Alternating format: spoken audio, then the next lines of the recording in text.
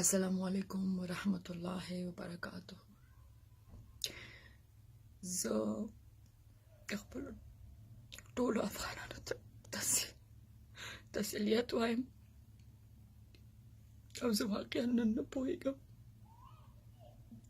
زه بدبخته نن د چا غم تاسو سره وچاړم، د جبار قهرمان غم در سره وچاړم، که د رازق خان غم در سره وچاړم.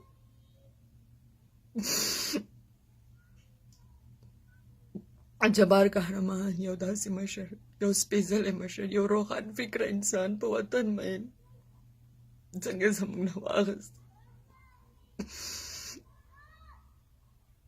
د رازق خان هغه افغان بچی چې په خپل هیواد مین و، عشق یې و افغانستان سره، بدبخت دشمن څو ځله حملې پې وکړې، خو د رازق خان حوصله یې هېڅ کمه نه کړه او واقعا ثابته یې کړه چې هغه په افغانستان مین و، عشق یې و او تر اخره وخته پورې د خپل وطن دفاع کوله.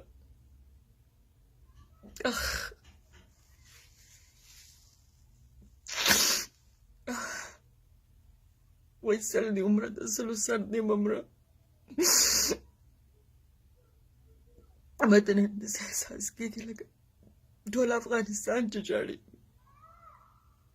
همداسې ده.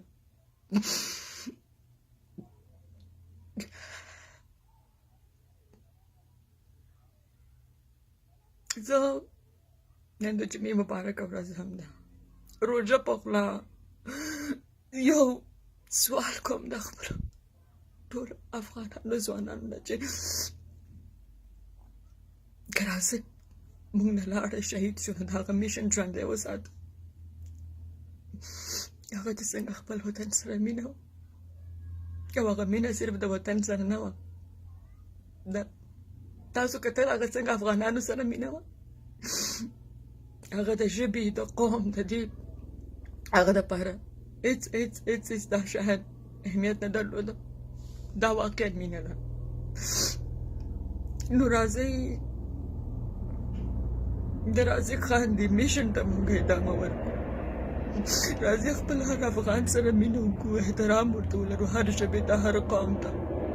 او سبا ډېره مهمه ورځ ده، راځئ سبا خلکو ته رایې ورکوئ چې واقعا تاسو پوهېږئ چې هغه به دې هېواد ته کار کوي او د خپل وطن دشمن ته دومره ویل غواړم چې زما هر افغان بچی رازق دی او خاورې به دې ډېر زر په سر شي.